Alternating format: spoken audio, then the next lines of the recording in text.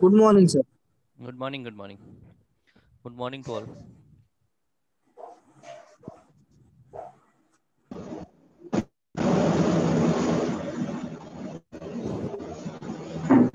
Good morning, Saurabh.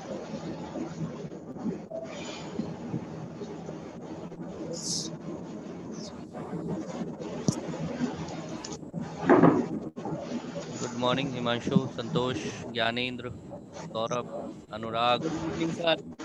Good morning.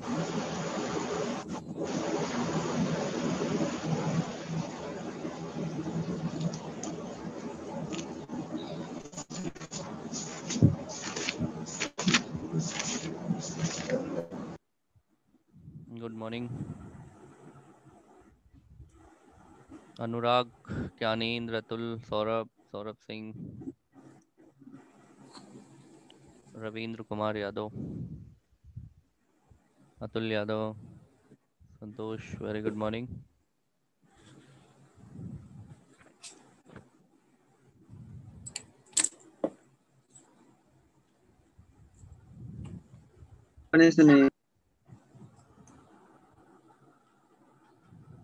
Good morning, good morning.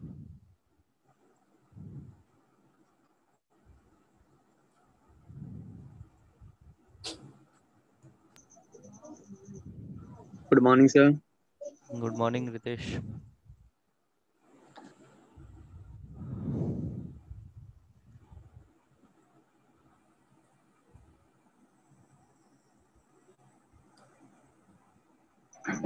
Sir कल class चली थी आपकी?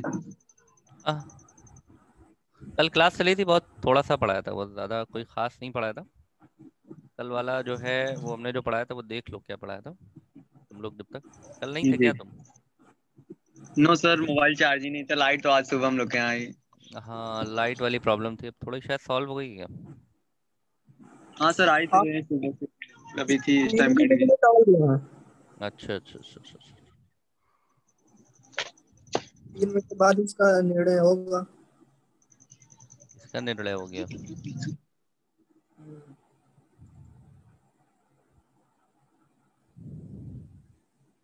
कल वाला जो हमने पढ़ाया था वो हम तुम्हें स्क्रीनशॉट दिखा दे रहे हैं।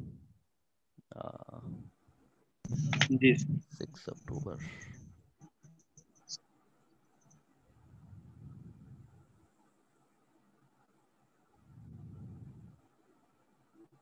वही आईसी से रिलेटेड ही पढ़ाया था।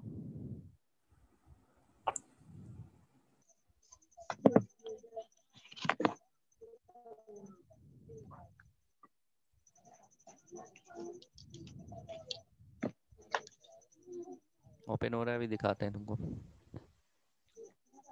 जी सर।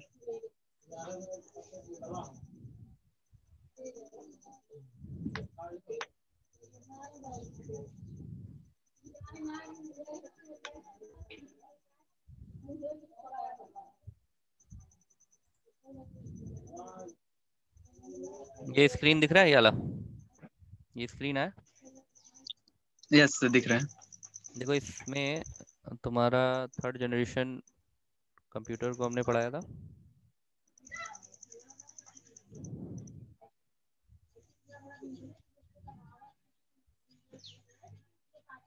एक मिनट, ये तो था हमारा कि थर्ड जनरेशन कंप्यूटर जो है वो 1965 से 17 के बीच में था। और जो फर्स्ट जनरेशन में वॉल्व और ट्यूब यूज हुआ प्रोसेसिंग यूनिट बनाने यस के लिए, सेकंड जनरेशन में ट्रांजिस्टर्स यूज हुए, थर्ड जनरेशन फोर्थ फिफ्थ और अभी तक जो भी मतलब अभी तो फोर्थ और फिफ्थ में है, जो हम लोग का लैपटॉप और कंप्यूटर यूज करते हैं वो फोर्थ जनरेशन के, और जो रोबोटिक्स में यूज होते हैं वो फिफ्थ जनरेशन के। तो थर्ड जनरेशन से आईसी का इस्तेमाल होने लगा।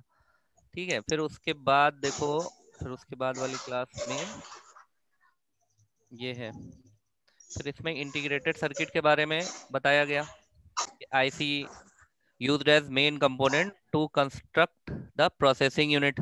ये वाली क्लास तुमने करी भी थी शायद। जी सर। ठीक है, फिर वही आईसी के बारे में ही था कि आईसी में जो वॉल्व से कंप्यूटर बने वो बिग बने, और जो ट्रांजिस्टर से बने वो स्मॉल बने, और जो आईसी से बने वो smaller than first and second generation. ठीक है, यस यस सर। ये हुआ। फिर उसके बाद हम यस लोगों ने जो पढ़ा था, ये पूरा वही आईसी वाला ही है, इससे पहले वाली क्लास का भी इसी में नोट्स है। ठीक है, अभी आएगा, एक मिनट, ये आया। फिर सर्किट के बारे में हम लोगों ने डिस्कस करा था, ये वाली क्लास में थे तुम जिसमें सर्किट को डिस्कस करा था हम लोगों ने, है ना। Circuit is the path on which current flow. Circuit क्या होता है?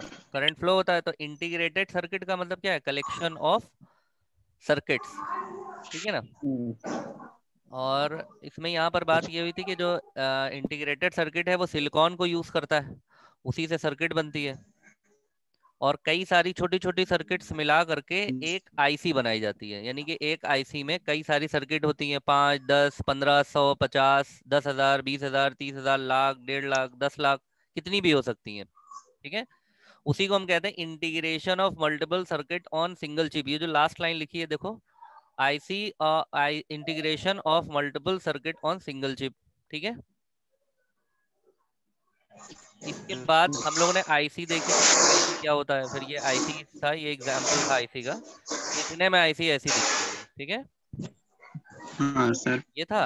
ये सब तो और सर पर्सनली क्लास में था। हाँ, ये पहले क्लास है हमने असल में ना, वो नोट्स में कन्वर्ट कर रहे थे तो एक जगह आ गया सब पूरा। जी सर। फिर पिन ग्रिड एरे और ये डुअल इन लाइन तुमने पढ़ा ही था इसको, यस है ना। सर। फिर फैक्ट्स अबाउट आईसी के, इसका इन्वेंशन ये कल वाली क्लास में था, इन्वेंटेड बाय रॉबर्ट नॉइसी। इसका तुम स्क्रीनशॉट ले लो, ये कल वाला था। ये फैक्ट अबाउट के इन्वेंशन किसने करा था? रॉबर्ट नॉइसी ने। फर्स्ट यूज जो हुआ था वो एयर फोर्स के कंप्यूटर के लिए यूज करा था यूएसए ने। और आईसी जो है वो पोर्टेबल कैलकुलेटर के लिए यूज होने लगा, राइट। और कंप्यूटर में जी सर। सबसे पहले यूज करा था आईबीएम ने, उस कंप्यूटर का नाम था सिस्टम 360। ये वाला स्क्रीनशॉट ले लो तुम। यस सर, और हो गया। और प्रोसेसर में इंटेल जो कंपनी है अमेरिका की, उसने माइक्रोचिप बनाने में यूज करा था, और उस कंपोनेंट का नाम था 4004। ठीक है रितेश। जी सर। और फिर इसके बाद में ये एडवांटेज था कि आईसी का क्या इसका भी तुम स्क्रीनशॉट ले लो, ये कल की क्लास का है। एडवांटेज ऑफ आईसी के, आईसी से क्या हुआ? कंप्यूटर के साइज छोटे हो गए, computer size become smaller than first and second generation computer. और वर्क इफिशियंसी यस क्या सर। हुई? वो हाई हो गई, work efficiency become higher than earlier computer, right. Cooling कैसा हो? Fast cooling. क्यों? क्योंकि सिलिकॉन सेमीकंडक्टर यूज हुआ। सिलिकॉन सेमीकंडक्टर का क्वालिटी ये है कि जितनी तेजी से ठंडा होता है, वो गर्म होता है, उतनी ही तेजी से ये ठंडा हो जाता है, तो यस फास्ट कूलिंग हो गई, राइट।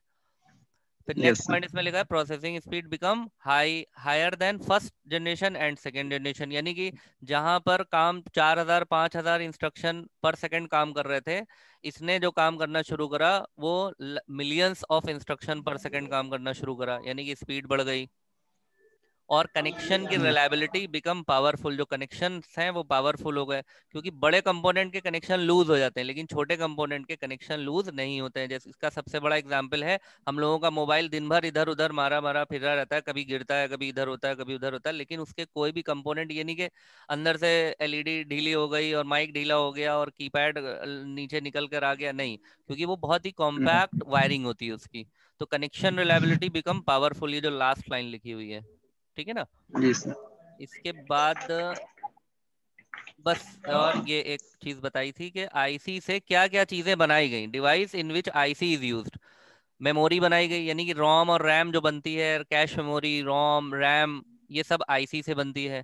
प्रोसेसर, यानी कि प्रोसेसर में जो आप पेंटियम वेंटियम पढ़ते नहीं है, Pentium core i3, core i1, core i9, ये सब जितने भी प्रोसेसर्स हैं वो सब, क्योंकि आईसी का मेन उद्देश्य है प्रोसेसिंग एलिमेंट बनाना, लेकिन आईसी से बहुत सारी चीजें बनने लगी, टाइमर भी बना, ऑसिलेटर भी बना, ये सब इलेक्ट्रॉनिक डिवाइसेस हैं, ऑल आर इलेक्ट्रॉनिक डिवाइसेस। इसीलिए कंप्यूटर को इलेक्ट्रॉनिक डिवाइस भी कहा जाता है कि कंप्यूटर इज एन ऑसिलेटर का इलेक्ट्रॉनिक डिवाइस। ऑसिलेटर भी एक तरह का आपका कंपोनेंट होता है, जैसे ट्रांजिस्टर होता है, कैपेसिटर होता है, डायोड होता है, ये सब होता है ना, उसी तरह का जी सर। ऑसिलेटर भी होता है। ये एक छोटा सा कंपोनेंट होता है जो कि बिजली को अपने अंदर ले लेता है और उसके बाद ये वो बिजली जितनी चाहता है उतनी देता है। जैसे मान लो इसने जो है 5 वोल्ट लिया, फिर ये 1 वोल्ट भी दे सकता है, 2 भी दे सकता है, 3 भी दे सकता है, और डिफरेंट डायरेक्शंस में दे सकता है। ये ऑसिलेटर होता है, ठीक है। इलेक्ट्रॉनिक डिवाइस जी होती है बेसिकली ऑसिलेटर। तो इतना हम लोगों ने देखा था, ठीक है। ओके। ये हमारी लास्ट क्लास थी। Okay, maximum students are connected, let's start the class. और किसी की कोई क्वेरी है, किसी को कुछ पूछना है? Ajay Yadav, good morning.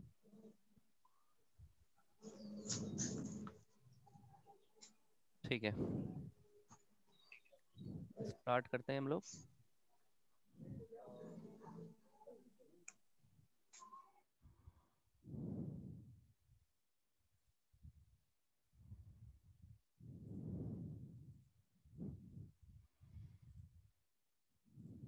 Okay, तो आज की क्लास में हम लोगों ने देखो अभी तक जो है आईसीस को ये जाना, जो कंप्यूटर की जनरेशन थी, that is first generation, second generation, third generation, fourth generation और फिफ्थ जनरेशन। अब एक चीज क्लियर कर लो कि हम लोग कौन सी जनरेशन में हैं, हम लोग क्या, कौन सी जनरेशन में हम लोग काम कर रहे हैं। तो अब यहाँ पर थोड़ा सा बस ये चीज आप समझ लीजिए, तो आप लोगों को ये भी क्लियर हो जाएगा हम किस जनरेशन में काम कर रहे हैं। देखो, ये तो अब यूज नहीं हो रहा है, खत्म। ये भी अब यूज नहीं हो रहा है, ये भी खत्म, ठीक है। थर्ड जनरेशन का ईयर हमने दिया ही हुआ है, उस ईयर के बाद थर्ड जनरेशन नहीं यूज होगा। तो थर्ड जनरेशन का ईयर क्या था, थर्ड जनरेशन का ईयर क्या था, बताइए, कोई बताओ, थर्ड जनरेशन का क्या ईयर लिखा हुआ था, लमसम ईयर।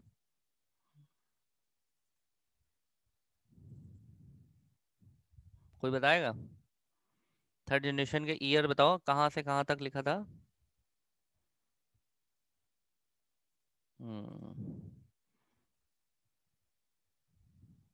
एक ने बताया है 1965, एक ने बताया 1980।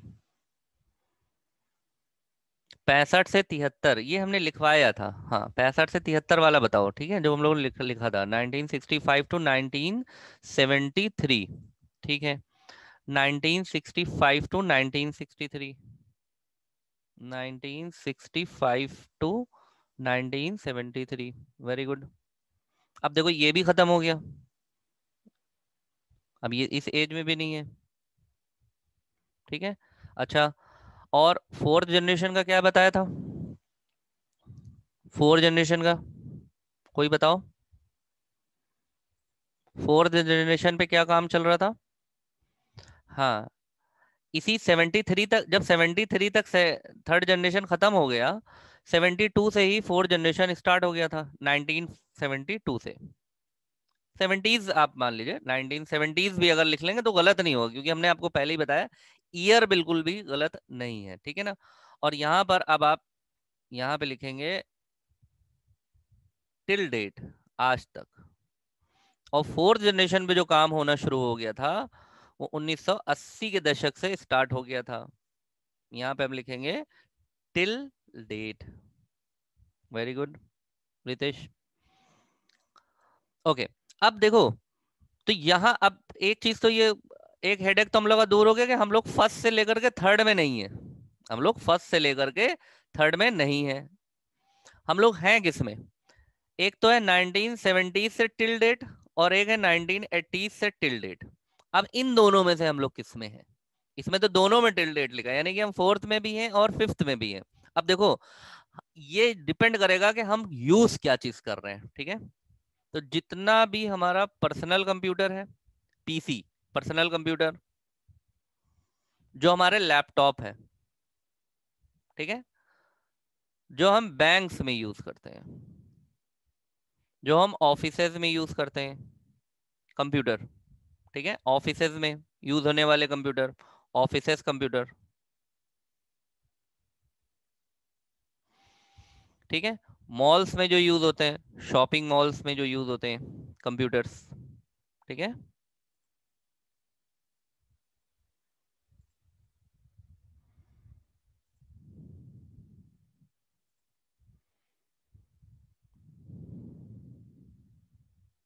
हाँ रविंद्र, वेरी गुड, रोबोटिक्स जो है वो फिफ्थ में आएगा, very good.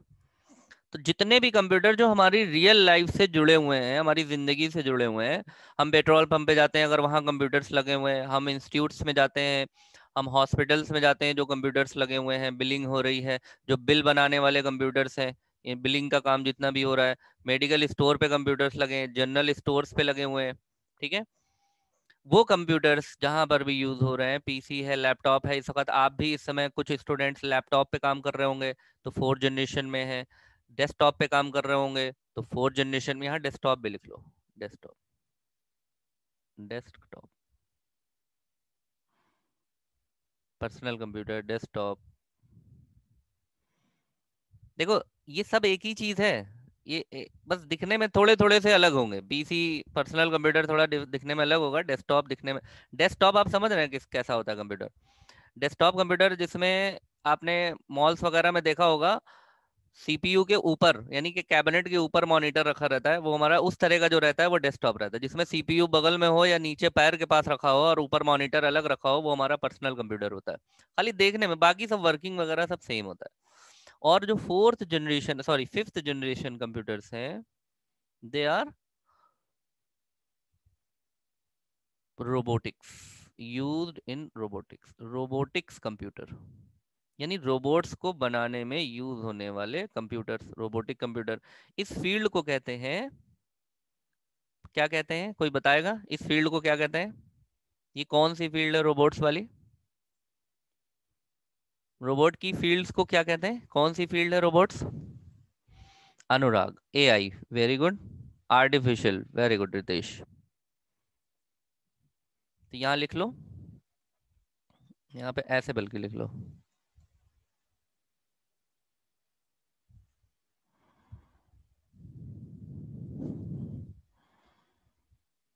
Fifth generation computers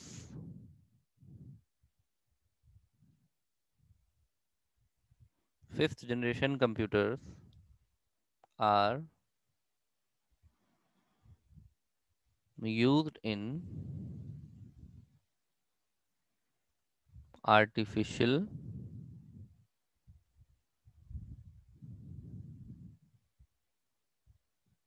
intelligence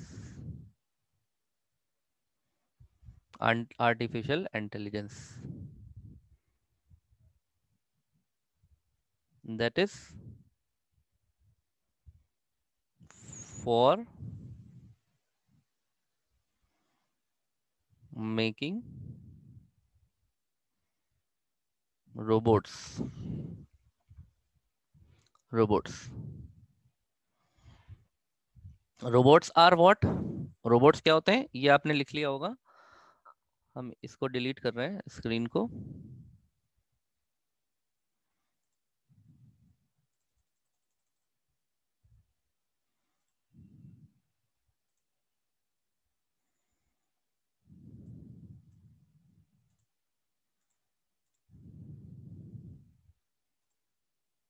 इसको डिलीट कर दें स्क्रीन को, नेक्स्ट स्क्रीन करें।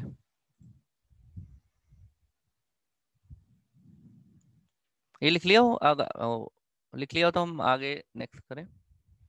ओके, तो ये हमारा जो है फिर अच्छा हम बता रहे थे रोबोट्स किसे कहते हैं, रोबोट्स क्या होते हैं ये लिख लेते हैं छोटा सा। robots.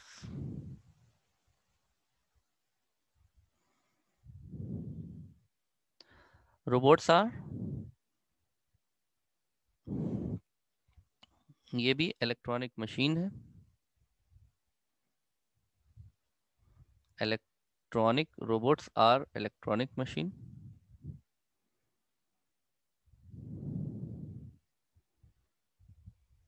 It work on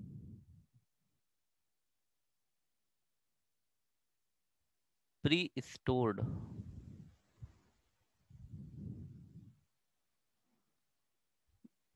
instruction. ठीक है, pre-stored instructions.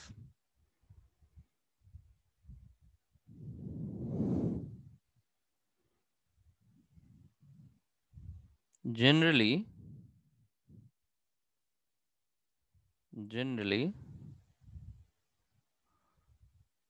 scientists give human shape to the robot. Robot को जनरली जो साइंटिस्ट हैं वो ह्यूमन शेप देते हैं, but it is just a machine. ये सिर्फ एक मशीन है. ठीक है, robots are not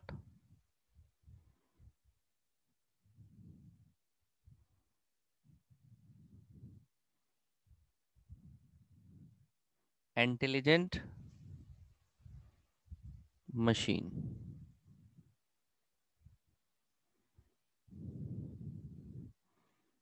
रोबोट की जो इंटेलिजेंसी होती है वो कितनी होती है? 0% इंटेलिजेंसी.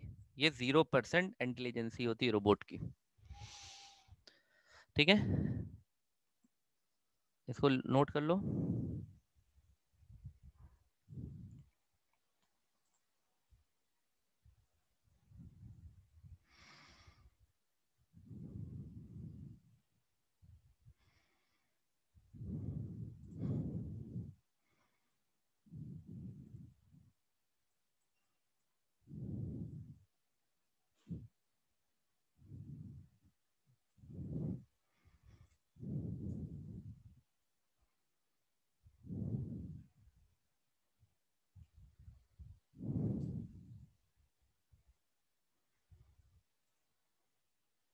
अब इनको जो यूज करा जाता है, जो यूजेस हैं रोबोट के, यूजेस, रोबोट्स का बेसिकली इन्वेंशन इसलिए हो रहा है और रोबोट्स पे इसलिए काम हो रहे हैं. ये क्या करना चाहते हैं? रिड्यूसेस, जो पर्पस है वो क्या है? Reduces human power. Human power को रिड्यूस करना चाहते हैं. ह्यूमन पावर को मैन पावर भी कहते हैं.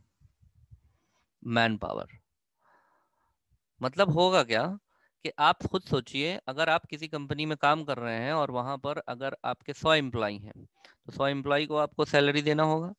और अगर आपने 50 रोबोट रख लिए तो रोबोट एक मशीन है जो वन टाइम इन्वेस्टमेंट होगा. फिर आपको सैलरी देने की झंझट नहीं है, उनको छुट्टी देने की झंझट नहीं है. वो होली, दिवाली, दशहरा पे आपसे छुट्टी नहीं मांगेंगे, वो स्ट्राइक नहीं करेंगे. ठीक है, इसीलिए रोबोट्स को पे तरजीह दी जा रही है कि रोबोट से काम कराए जाए.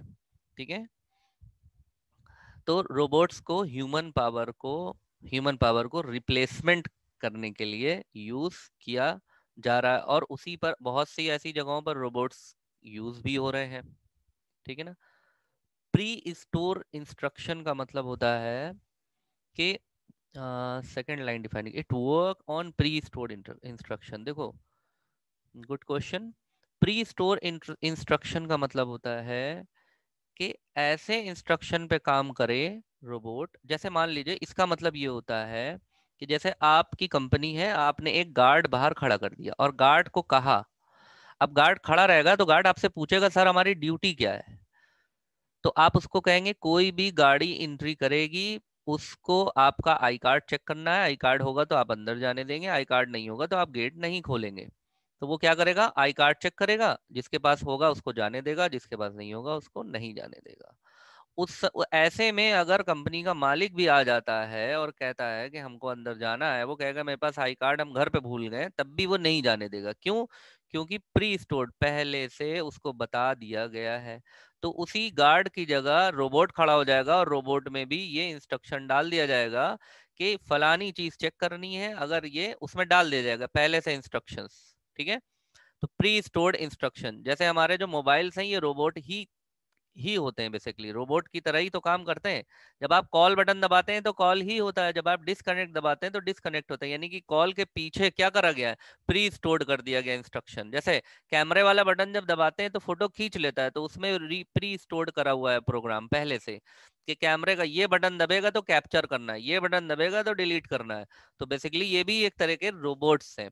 लेकिन जो रोबोट का नाम जो यूज हुआ है, रोबोट्स का मतलब होता है looks like a man but it is a machine, work like a man, और इसको वर्क लाइक अ मैन। और ये जो रोबोट्स फील्ड, रोबोटिक जो फील्ड है, टू रिड्यूस द ह्यूमन और to reduce the man power. ठीक है, समझ में आया ना? रिड्यूस, प्री स्टोर्ड, क्लियर है?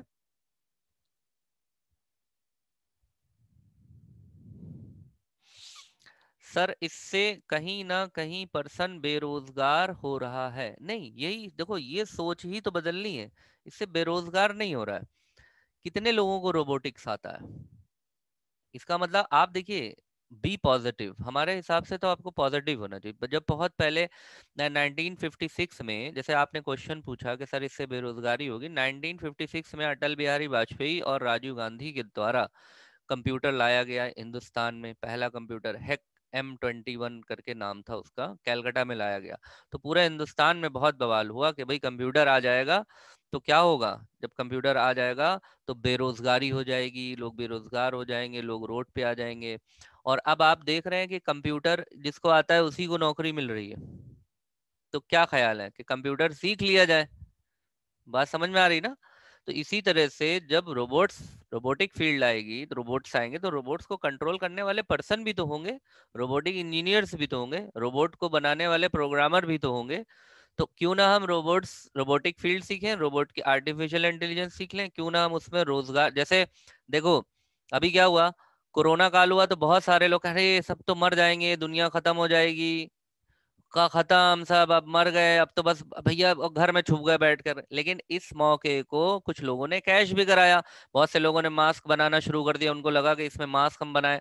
बहुत से लोगों ने सैनिटाइजर बनाना शुरू कर दिया, बहुत से लोगों ने वेंटिलेटर बनाना शुरू कर दिया, तरह तरह की छोटी छोटी मशीन बनाना शुरू कर दी जो ऑटोमेटिक चले, ऑटोमेटिक सर, उन्होंने पैसा भी कमाया। देखो इसमें से अवसर निकाल लिया, जबकि बड़े बड़े बिजनेस जो है तबाह हो गए इस कोरोना काल में। लेकिन कहीं ना कहीं किसी का दिमाग चला और उन्होंने कहा कि नहीं, हम इसको अवसर बनाएंगे और इससे भी हम रोजगार कमा सकते हैं अच्छे से, मतलब जो क्या कहते हैं, अ, हलाल रोजगार। हम उसकी बात नहीं कर रहे हैं कि जबरदस्ती किसी को कोरोना बता करके और उसका फंड गवर्नमेंट ने ले लिया और जो खेल चल रहा था अस्पतालों में इस तरह, खैर वो अलग बात हो गई। तो यहाँ पर हम बात कर रहे हैं एक ऑथेंटिकेट तरीके से मास्क का उत्पादन खूब करा गया, खूब लोगों ने महंगे महंगे मास्क भी बेचे और सैनिटाइजर भी बेचे और तमाम तरह की। इसी तरह से रोबोटिक फील्ड भी है, रोबोट आ जाने से बेरोजगारी नहीं बढ़ेगी। रोबोट्स आ जाए तो देखो इसीलिए तो कहा जाता है ना, पढ़ो, जितना पढ़ोगे उतना ही बढ़ोगे। ठीक है, तो पढ़ने का मतलब है कि आप ये देखिए कि क्या अवसर है बाहर मार्केट में, क्या चल रहा है। ठीक है, कंप्यूटर आया तो अगर आप कंप्यूटर आ गए, अरे भैया अब हमारा तो कोई काम होगा ही नहीं, तो आप इस डर से जब बैठ जाएंगे तो वाकई आपको जॉब नहीं मिलेगी। लेकिन अब कंप्यूटर आ गया तो आप कहेंगे नहीं, अब हम कंप्यूटर सीखेंगे और कंप्यूटर में रोजगार लेंगे। जब रोबोट्स आ जाएंगे तो रोबोट सीखेंगे। भाई पहले तो बैलगाड़ी भी तो हुआ करती थी, तो बैलगाड़ी के बाद जब कार आया तो क्या सब बेरोजगार हो गए? नहीं, बैलगाड़ी चलाने वालों ने कार सीखी और फिर वो कार चलाने लगे, ट्रैक्टर चलाने लगे, ट्रॉली चलाने लगे। रिक्शा आया, रिक्शे वाला ने सोचा अब हम तो बेरोजगार हो जाएंगे, ई रिक्शा आ गया, लेकिन सबने क्या करा, अपना फंडिंग कराया और ई रिक्शा खरीद लिया और बहुत अच्छा उन्होंने पैसा कमाया और कमा रहे हैं। तो हर एक युग में अवसर आते रहते हैं। अवसरों को आपको कैसे रोजगार में बदलना है, यही आपका दिमाग है, यही आपका ब्रेन है। एक इंसान ही तो बैठा हुआ सोच रहा है कि हम रोबोट बना दे, तो दूसरा इंसान ये क्यों सोच रहा है कि रोबोट आने से हम बेरोजगार हो जाएंगे? तो हमेशा हाँ निगेटिव सोचना चाहिए, क्योंकि निगेटिव अगर आप सोच नहीं रखेंगे तो पॉजिटिव सोच आएगी ही नहीं। तो इस पे मंथन करिए और इसको रोजगार में कन्वर्ट करिए, बिल्कुल डरने का नहीं है, टेंशन नहीं लेने का।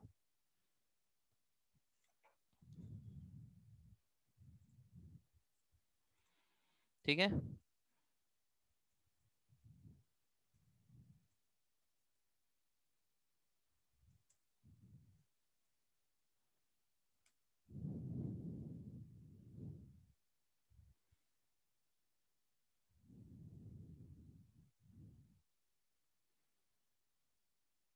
जो आप ये क्वेश्चन पूछ रहे हैं, आपने क्वेश्चन पूछा कि फर्स्ट रोबोट कब बना। तो जॉर्ज डेवोल एक अमेरिकन इन्वेंटर थे, इन्होंने एक रोबोट बनाया था। जॉर्ज डेवोल ने, जॉर्ज डेवोल हम लिख देते हैं, जॉर्ज डेवोल 1954 में ही इन्होंने रोबोट बनाया था। जॉर्ज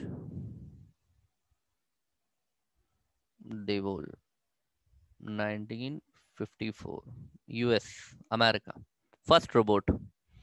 ठीक है। तो लेकिन आईसीज का जो इस्तेमाल होने लगा रोबोट्स में, और उन रोबोट से कंप्यूटर फील्ड में जो चेंजेस आए, वो हमारे 5th जनरेशन के कंप्यूटर को लाए, जब उनको यूजर्स को यूज कर। अब इसको एक बार हम लोग थोड़ा सा देख भी लेते हैं। ठीक है, इसको थोड़ा सा देखो, रोबोट्स होते कैसे हैं, इसको देखा जाए। थोड़ा सा टाइम हम लोग के पास अभी बचा है। ठीक है, 5th जनरेशन कंप्यूटर का डिसएडवांटेज क्या है और क्या होगा। देखो अभी तो खैर इसका डिसएडवांटेज में यही है कि एक तो ये बहुत कॉस्टली पड़ते हैं, कॉस्ट ही एक मैटर है, बस उसी को रिड्यूस करा जा रहा है, और ये कोशिश करी जा रही है कि रोबोट्स हर एक तक पहुंचे, हर लोगों तक पहुंचे। ठीक है, अगर एक किसान को खेत में रोबोट मिल जाए और वो रोबोट्स लगा दिए जाएं और वो कुछ ऐसा करे कि उसका उनका पैसा मिलने लगे, तो कितना ट्रैक्टर लगता है, लोग किसान निराई करते हैं, इन सब के लिए भी रोबोट्स बन रहे हैं, बहुत सी रोबोटिक मशीनें बन भी गई हैं। अभी हम लोग देखते हैं रोबोट्स को, जरा एक लुक लो, तो रोबोट होते कैसे हैं, देखा जाए इसको थोड़ा सा। ये दिख रहा है स्क्रीन पे, इसको देखो,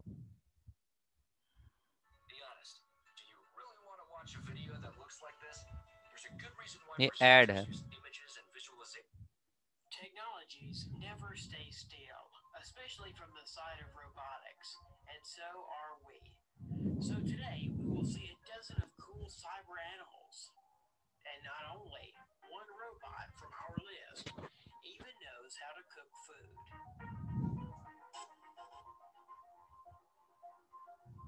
The family of robot animals from the German developer of robotics, Festo, is growing. The company presents many new robots. For example, a swarm of ants that can interact with each other, as well as butterflies and dragonflies, which are characterized by all the ease and grace of these insects. When they were created, the company focused not only on their a 3D stereo camera in the head of the ant allows it to see, and the infrared optical sensor installed below monitors the movement of the mini robot. Meanwhile, as for butterfly robots, the weight of each butterfly is देखो ये only 2 butterfly robots है। kilograms. This includes 2 servos, a pair of small batteries, and a laser-made casing. After one charging that lasts 15 minutes, butterflies will be able to flutter for about 4 minutes, and their flight looks very impressive. They're not wise is going into space. They're living relatives. The seagull was developed in 2012. Later, a dragonfly that can hang in the air, no worse than its natural counterpart, was invented. All the details of the dragonfly were made on a 3D printer, and you can control this miracle with a smartphone. Through these developments, the company could edge out the development market of flying drones, but it doesn't need it. For a long time without this mechanism. Springs that store mechanical energy on the landing and give it away on the next jump are used in this project. Bionic kangaroo that weighs 7 kilograms and highs 1 meter can make a jump of 80 centimeters in length and 40 centimeters in height. The power supply system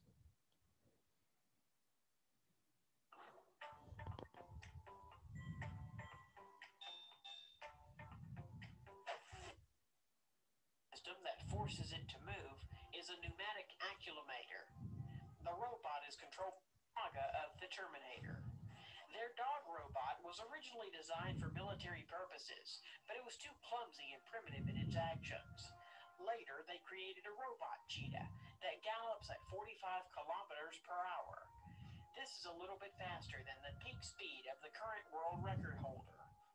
Thus, a four-legged robot developed by order of the U.S. military today is able to catch up and destroy any person on this planet. And their new robot looks like a cross between a medium-sized dog and a giraffe. It can run, walk, sneak on half bend, and can even bring you something to drink. It won't refuse to clean up, throw garbage into the trash can, and put dirty dishes into the dishwasher. At full charge, it can work up to 90 minutes, chasing the house, collecting garbage, and according to the video, make fun of the owner.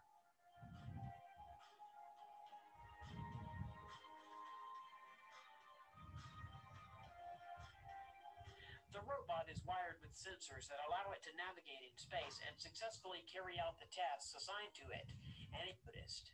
She can spy, repair ships, and arrange sabotage.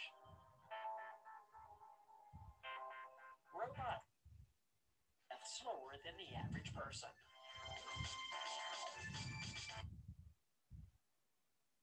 And repair of various mechanisms on the seabed, mainly on oil platforms.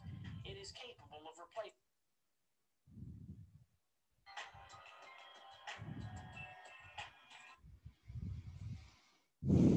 तो these are the example of some AI, artificial intelligence. इसका सबसे बड़ा जो drawback है, उसी drawback की बात ये होती है कि किसी भी भाई जब मशीन्स आ जाएंगी तो इसका सबसे जो बड़ा ड्रॉबैक है वो हथियार का है। जो लोग बहुत इंटरनेशनल लेवल पर जो हथियार वगैरह नहीं बनते हैं, अब सब पावर हथियार की ही है। तो अगर एज ए वेपन इसको यूज करेंगे तो लोग क्या करेंगे, हर कंट्री अपना अपना रोबोट बना करके बॉर्डर्स पे उतार देगी। वहाँ अगर वो रोबोट खराब भी होता है तो कोई बात नहीं, खाली इंसानी जान जो है वो बच जाएगी। तो आर्मी बनाने के लिए भी यूज कर सकते हैं। अब जिस तरह से आर्मी अपने सेफ्टी के लिए यूज करेगी, उसी तरह से टेररिज्म के लिए यूज करेंगे। तो देखो, ड्रॉबैक तो हर टेक्नोलॉजी का है अपने अपने युग में। हर चीज का एडवांटेज भी है और डिसएडवांटेज भी है, ठीक है ना। तो इसके लिए बहुत सारे रूल्स रेगुलेशन, तमाम तरह के प्रोटोकॉल्स, ये सब बनते हैं। अब उसको फॉलो कौन करता है और कैसे होता है, ये सारी चीजें अभी चल रही हैं। सब रिसर्च वर्क हैं सारे। बहुत सी कंट्रीज ने तो रोबोट पे सक्सेसफुली काम कर भी रहे हैं। तो खैर, तो हमारी जो 5th जनरेशन जो आपने पढ़ा, वो 5th जनरेशन रोबोटिक फील्ड्स है, वो हम सब कोई भी यूज नहीं कर रहा। अगर हम में से कोई भी रोबोट्स यूज करता है तो वो 5th जनरेशन कंप्यूटर पे काम कर रहा है।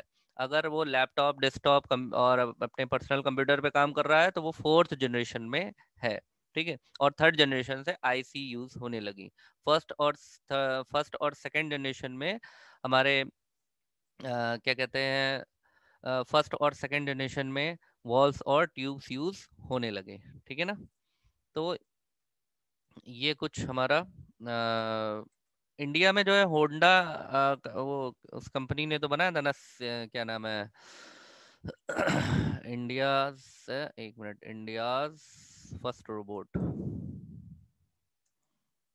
इंडिया में तो अभी बहुत पीछे चल रहा है काम। अभी यहाँ पर वर्क चल ही रहा है जो रोबोटिक्स है, ठीक है ना। इंडिया जो रोबोशन है, रोबोट्स का काम जो है वो अभी चल रहा है। तो उसमें बहुत सारा, जैसे क्या कहते हैं, मानव रोबोट और ह्यूमनॉइड रोबोट, इस तरह के बहुत सारे रोबोट्स हैं जो अभी अभी इंडिया में तो ये काम चल रहे हैं। अभी 2014 से रोबोटिक्स फील्ड में थोड़े से काम होने शुरू हुए हैं कुछ, मतलब अभी 2000 के बाद से शुरू करें काम रोबोट्स फील्ड में, क्योंकि यहाँ पे फंडिंग वगैरह की बहुत प्रॉब्लम है। फंडिंग वगैरह कायदे से नहीं होती, इसलिए रोबोटिक फील्ड जो है वो बहुत ज़्यादा सक्सेस नहीं है, ठीक है। चलो फिर बाकी हम लोग नेक्स्ट क्लास में बात करते हैं। Okay, that's it and thank you.